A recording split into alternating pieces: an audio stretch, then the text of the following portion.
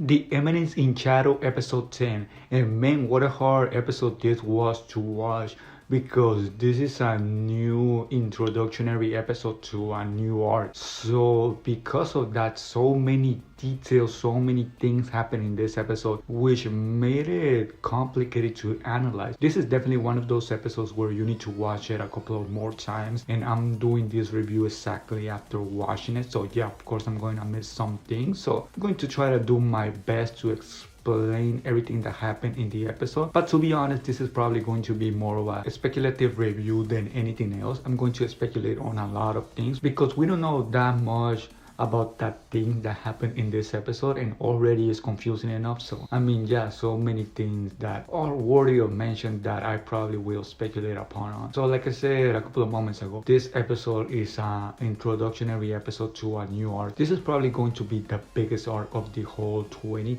episodes, I think it is. So yeah, it is probably going to be something really big. There are hints here and there that is going to be big. I don't know if it's going to last the last remaining episodes, or if it's going to be something like, I don't know, 5 episodes or something like that. But regardless, it will be important because the Diablo's code is involved. So anytime the Diablo's code is involved, you already know that it's going to be something important. So the episode started with, you know, them having a break because, you know, the school is burned down, and I got finally the answer to one of the biggest questions I had in the anime, which was how they were going to handle the death of Sid. And it is kind of funny, but at the same time unexpected. I actually didn't expect that it was going to be handled like that, because they handle it all as it was all a joke. That's the way they handle it. They handle everything as it was just a joke, you know. Sid dying and Sid saying that he was dead and things like that. It was all a joke, because when Oriana went to see him in the nursery room, he was there all in bandages and things like that. So yeah, it was treated sort of as a joke that Sid wasn't really dead. He was more injured than anything else. And I mean, I guess it makes sense because even before that we saw Iris, we saw Alexia, you know, acting normally when supposedly Sid was dead. So I was already wondering if Sid was, you know, Sid the character was dead or not, because they were acting normally and things of that nature. And yeah, then we got the explanation or the scene where it was revealed that he was not dead, that he didn't actually kill his own character. I mean, it kind of makes sense, because if he did actually kill his character, where did he go from that? So yeah, that is how they basically handle it, sort of as a joke. Kind of surprising the way they handle it. Like I said, I actually didn't expect it, so yeah, surprising. And because of that scene, because of Oriana meeting, you know, Sid there in the nursery room, she goes with him to the sacred land, this land where Alexia and a couple of other people are heading. Apparently this sacred land is also called Linswim or something like that. It has a weird name. This is the place that supposedly was where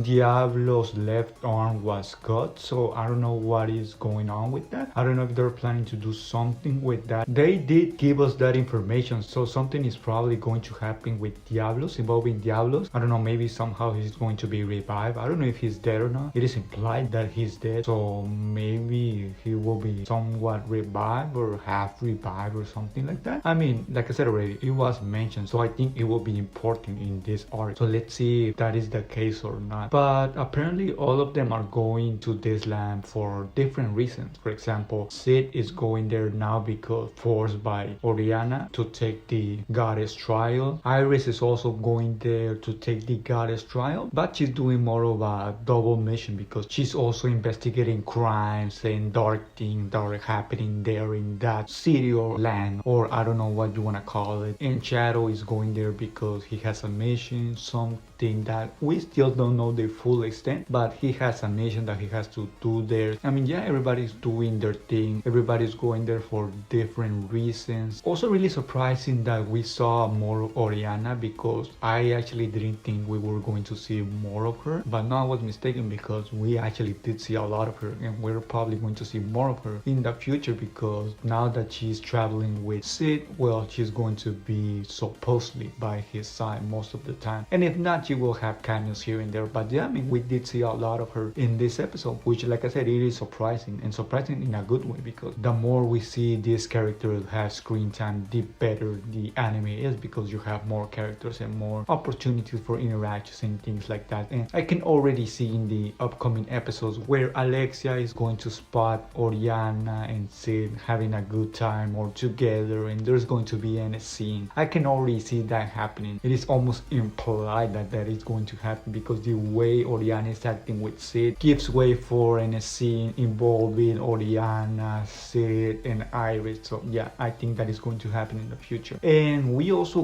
got an interesting dialogue from, or inner dialogue from Alpha when she was, I think it was Alpha, when she was in this cathedral, in this church, talking about the heroes and the Archbishop Drake, which was killed, as we saw in this episode, killed by the Diablos Code, by the executioner, I think it was mentioned. So I think we'll probably see him also in the future, probably even in the next episode. So yeah, there's definitely something going on, something sinister that we still don't have the full grasp of, because like I said already, so many new things were introduced in this episode. So of course we're not going to be able to grasp the full extent or everything that is happening in this arc, because technically this is the first episode that introduced this new arc. So I mean, yeah, so many things involving so many characters. Also pretty cool that in this episode we also got to see everyone. Basically we got to see Epilson, we got to see new Alpha, Beta, I think basically every girl that is part of the Shadow Garden. So that is actually pretty awesome, like I speculated in the last episode. Now that we are not going to be focused that much on the school, we are going to have more screen time for the Shadow Guardian people, and that is exactly what happened in this episode. So yeah, more screen time for the girls. But yeah, I mean, I think that is everything that I wanted to say about this episode.